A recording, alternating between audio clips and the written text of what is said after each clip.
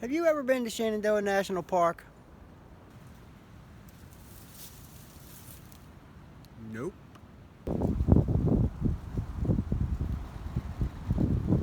Me neither.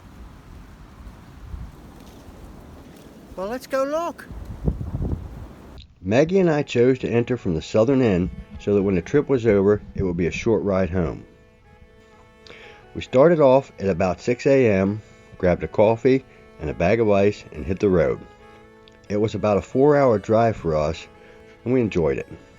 It was a smooth ride with no surprises, and after we got off the highway, the ride to the entrance was relatively short. Shenandoah National Park, also known as Skyline Drive, which is actually the name of the road that runs through the length of the park. It is 105 miles of driving generally along the ridge of the mountains in the Blue Ridge Mountains of Virginia, with 75 overlooks along the way. But here we are, and I'll let my pictures go by while I tell my story. If you would like a longer look at any of these images, just pause the video. And just a disclaimer, there are a few images in this video that are not my own creation. It was to be a 4-day camping trip, 3 nights at different campgrounds, regularly spaced throughout the park. Never had to drive more than 30 miles in a day to get to the next night's home. It was partly going to be a fall color getaway. It's real. But for me, it was a chance to test the van and myself on a long drive. I had installed a Chinese diesel heater to go on winter adventures and wanted to test it in a real-world use. But mostly I wanted to see how Maggie and I would fare for multiple nights in the van far away from home. It was a mental test. I want to know if I am capable of living in a very small space on a long-term basis with a dog. I made several mistakes. The first one being that I did not take a driver so that I could just ride and look and take everything in. The second mistake I made was not having a steady dash cam. It would have took some great footage in the fall.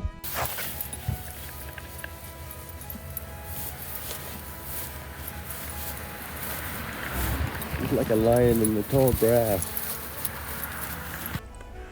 Not every overlook was suitable to let Maggie out. Many are just a wide place in the road to pull off a few cars and have a look. But some have a small parking lot with shade and places to picnic or prepare a meal at your vehicle while taking in the sights.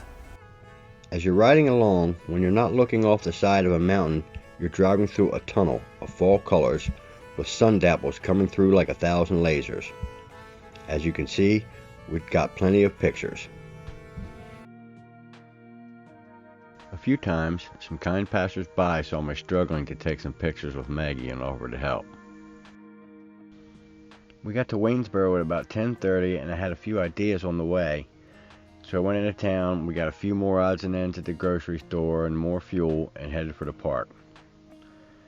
It was about 11:30 when we went through the gate, and the rest of the day was spent looking, taking pictures, driving. We stopped at one of the nicer overlooks and ate at some point.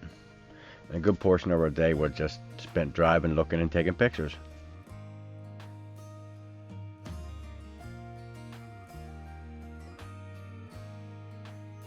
I got Maggie when she was 10 or 12 weeks old. And look who's patiently waiting for me to get done taking pictures. My granddaughter picked her out because she was missing her right rear foot. The leg is still there, but she carries it most of the time.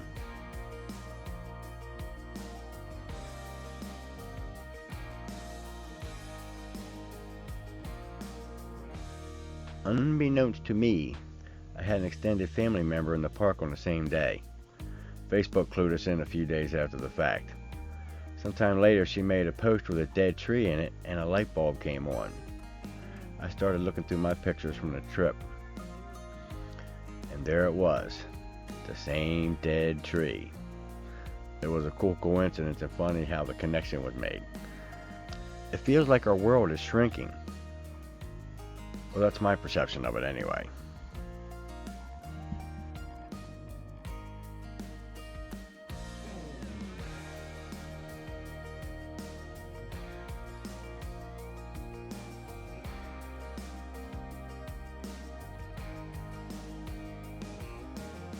It's funny to watch her run. It's sort of this funny half sideways hop. But when she really gets in a hurry, she'll put that fourth wheel in gear now. Dad would say, she's in a hurry. She's got to go. The owner said that when the mother was cleaning newborn Maggie that she bit the foot and it came off at the joint. And that was all the story I got. Oh, and that she's a mix of a Shih Tzu and a Chihuahua. I can't tell. She was supposed to be my granddaughter's dog, but who's to explain why dogs like who they like? And this trip was taken at the last week of October in 2021, and she was 4 years old at that time.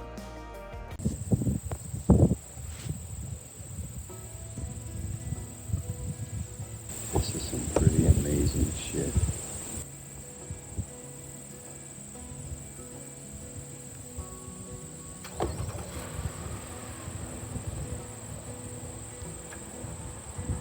We got to the campground at around 4, and we have a routine when we go to a campground.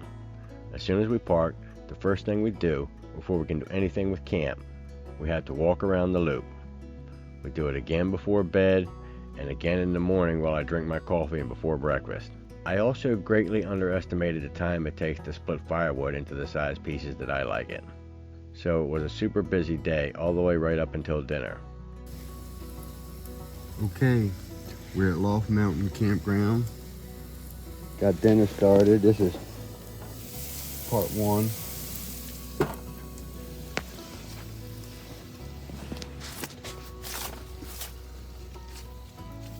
We got the van set up.